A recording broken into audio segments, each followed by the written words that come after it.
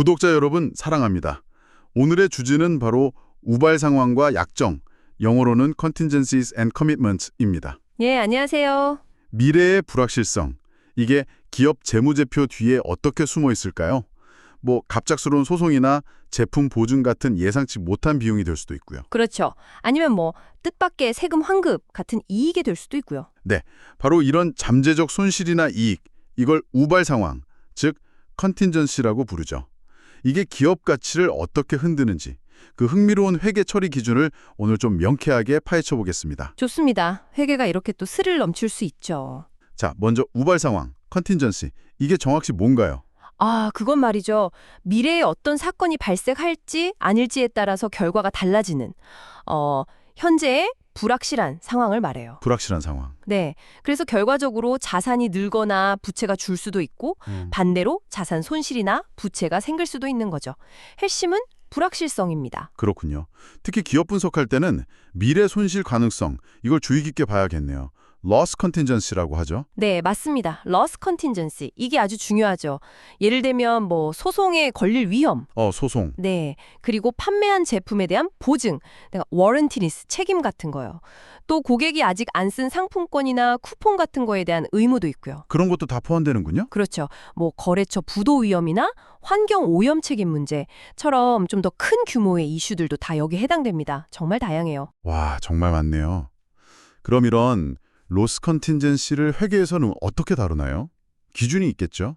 네, 미국 회계 기준 GAAP-BP에서는 이 로스 컨틴전시의 발생 가능성을 보통 3단계로 나눠요. 3단계요? 네, 발생 확률이 높다, 그러면 probable, 아주 낮다, 희박하다 싶으면 remote, probable, remote?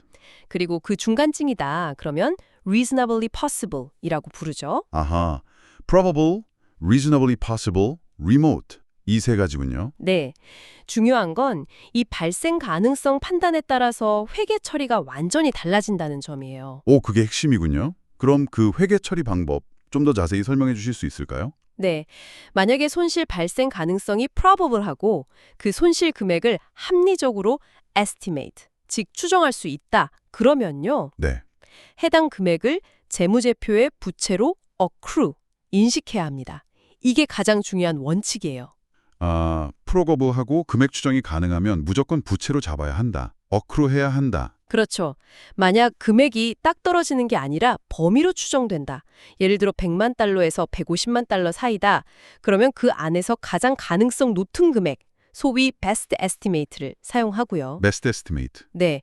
근데 어떤 금액이 특별히 더 가능성이 높다고 보기 어려우면 좀 보수적으로 접근해서 범위 내 최소 금액을 일단 인식합니다. 최소 금액. 그럼 추가 손실 가능성은요? 그건 주석으로 disclose, 즉 공시해야죠. 추가적인 위험이 있다는 걸 알려주는 거예요. 예를 들어서 아까 얼턴 회사 소송 예시를 있었는데 만약 패소 가능성이 probable하고 예상 배상액 최선 추정치 best estimate가 220만 달러라면 이 금액을 부채로 어크루하는 거군요. 정확합니다. 그리고 최대 300만 달러까지도 나올 수 있다. 이런 정보는 주석으로 disclose 하고요. 네, 맞아요. 보험금 수령 가능성 같은 건 또 별개로 그건 개인 컨틴전시로 처리해야 하고요. 그건 또 다른 거군요. 그럼 가능성이 reasonably possible 수준이면 어떻게 하나요? 부채 인식은 안 하나요? 네, 그때는 부채로 인식하진 않아요. 대신에 주석에 그 상황의 성격 그리고 예상되는 손실 범위가 어느 정도인지 상세하게 디스클로즈 해야 합니다. 공시가 중요하군요. 그렇죠. 투자자들이 이런 잠재적 위험이 있구나 하고 알 수 있게끔요.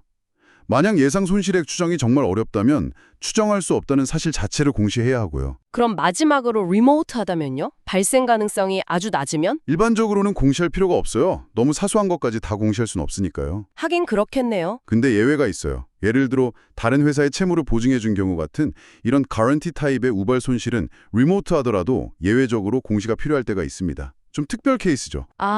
보증 관련은 좀 다르군요. 알겠습니다.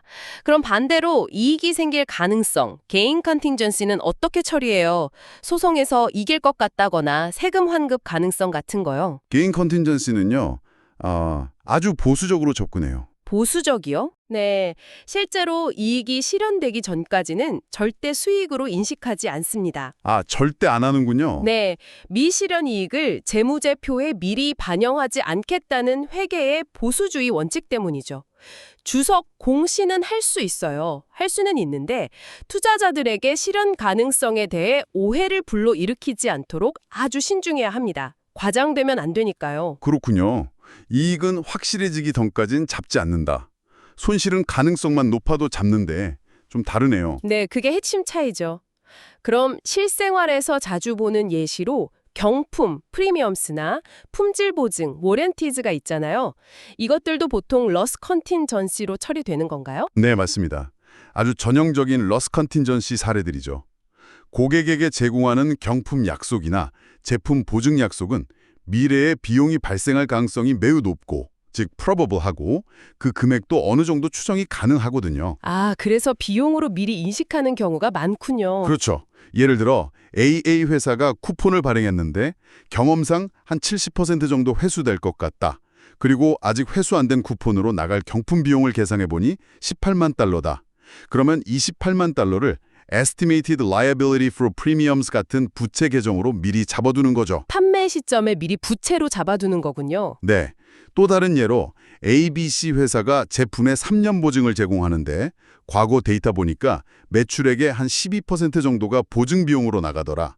뭐 첫 해 2%, 둘째 해 4%, 셋째 해 6% 이런 식으로요. 네, 그럼 3년간 총 매출이 150만 달러였다면 총 예상 보증 비용 18만 달러, 150만이 신입프로를 판매 시점에 워런티 라이어빌리티라는 부채로 인식하는 거예요. 야, 전체 예상 비용을 한 번에. 네, 그리고 실제로 보증 수리 등으로 지출이 발생할 때마다 이 부채에서 차감해 나가는 거죠.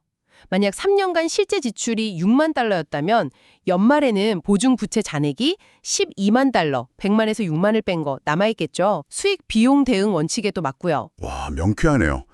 오늘 함께 살펴본 우발 상황 회계 처리, 여러분 어떠셨나요? 기업 재무제표에 좀 숨겨진 이면을 보는 눈을 키우는데 도움이 되셨기를 바랍니다. 네, 이게 재무제표를 깊이 이해하는데 꼭 필요한 개념이죠. 근데 사실 이게 꼭 기업만의 이야기는 아닌 것 같아요. 그렇죠. 우리 삶에도 갑작스러운 자동차 수리비나 병원비 같은 러스 컨틴전시가 숨어 있을 수 있고요. 맞아요. 예상치 못한 지출이죠. 반대로 또 예상치 못한 보너스나 복권 당첨 같은 개인 컨틴전시가 찾아올 수도 있고요. 그렇죠. 개인 컨틴전시는 언제나 환영입니다. 물론이죠. 중요한 건 이런 불확실성을 어떻게 관리하느냐는 태도인 것 같아요. 개인 재무 계획을 세울 때도 이런 예기치 못한 지출, 러스 컨틴전시에 대비해서 비상자금을 마련해 두는 게 정말 중요하고요. 아, 비상자금. 네. 그리고 반대로 기대하지 않았던 수입, 개인 컨틴전시는 그게 확정되기 전까지는 너무 계획에 반영하지 않는 그런 신중함이 필요하겠죠. 이게 재무 건전성을 지키는 지혜라고 할 수 있습니다. 맞습니다. 불확실성 속에서도 현명하게 미래를 준비하는 여러분을 응원합니다. 다음 시간에 더 유익하고 흥미로운 분석으로 찾아뵙겠습니다. 네, 감사합니다.